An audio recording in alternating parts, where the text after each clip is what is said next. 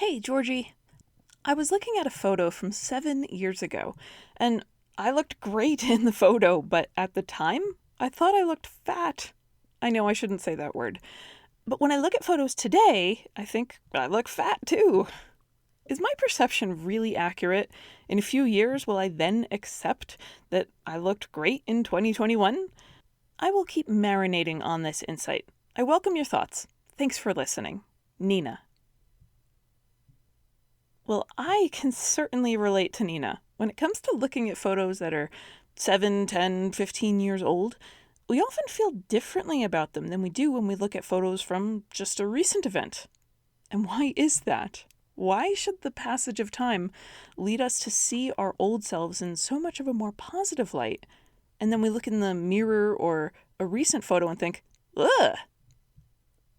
Today we're going to talk about the differences between how we look at current visions of ourselves, a reflection or a recent photo, versus how we look at old versions of ourselves, an older photo. And the differences between how we perceive those two types of image can actually unlock some new ways to appreciate ourselves in a less critical light. This is the Breaking Up with Binge Eating podcast, where every listen moves you one step closer to complete food freedom. Hosted by me, Georgie Fear, and my co-coach, Mary Claire Brescia. Well, Nina, you are not alone. Absolutely, many people express similar or even identical sentiments when they look at old photos. I looked fine. Why did I think I looked so heavy then? I believe the way we look at old photos is different from how we look at our reflection in the mirror today, or a recent photo. Here's my theory on it. When we look at an old photograph, I think we have fewer preconceptions about what we're looking for, and we just see what's there. But when we look at a reflection in the mirror now, we're looking for something. We compare what we see to an imagined version of ourselves. Maybe that imagined version looks more like a fashion model, or a photo in a magazine, or something we saw on Instagram. Or we compare what we're seeing to the way this dress looked in the catalog or on the mannequin, or the way we imagined it would look in our dreams. Does this sound plausible to you? Nina wrote back with 4 words, spot on as usual. So I nudged her for a little more. Okay, Nina, does it give you any ideas for how to change the way you look in the mirror now or at current photos? And she answered, yes. I can admire the selection of clothes that I'm choosing to wear, and I can say out loud, I look and feel great. But she put a question mark after the word great, so it kind of read like, I look and feel great?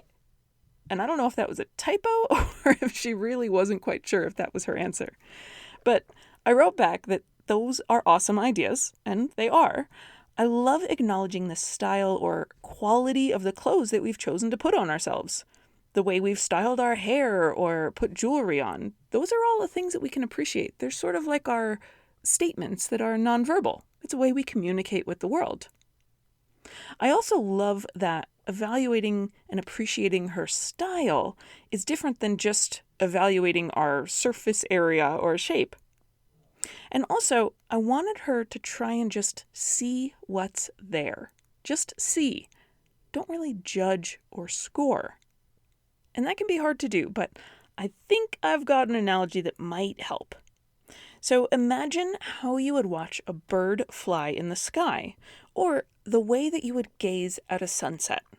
So try and picture it right now, this beautiful sunset in front of you, or a wild bird soaring through the sky. You're just seeing it. You're taking it in, you're appreciating, you're discovering. It makes an impression on you, but you're just accepting it. And so now imagine how differently your brain would engage if you were a judge and you were tasked with scoring the gymnastics competition at the Olympics. So very different way of looking at things. Judges scoring a gymnastics competition have an ideal in mind. They know what that vault is supposed to look like. So for every deviation from that ideal, a toe that isn't pointed, a little hop on a landing, there's a deduction. When you watch wildlife or nature, that's when we tend to just see. We aren't thinking, oh, what the heck? Why is the bird flying so zigzaggy? It's supposed to fly in straight lines. And we wouldn't say, the sunset's too orange. I really wanted a more rosy color palette. This is the worst sunset ever. Of course not. We just look. We just enjoy. So try to look in the mirror and see yourself like any other natural reality. There I am. That's me. Just like you saw the old photo and you thought, oh, that's me. Instead of deducting points for not matching that ideal 10.0, just look in the mirror and see you. Let me know how this goes. I know it's really tough to see things differently after decades of practicing observing them one way. But at the same time, the mega reliefs and those wonderful epiphanies we get on this journey, they tend to come from doing something fundamentally differently than we've been doing it for a long time. I told Nina I'd love to hear how it goes for her, and for you listening, I'd love to hear how it goes for you too. Drop me a line at georgiefear.com. I'd love to see you in the next episode of Breaking Up with Binge Eating. Until then, be good to yourself.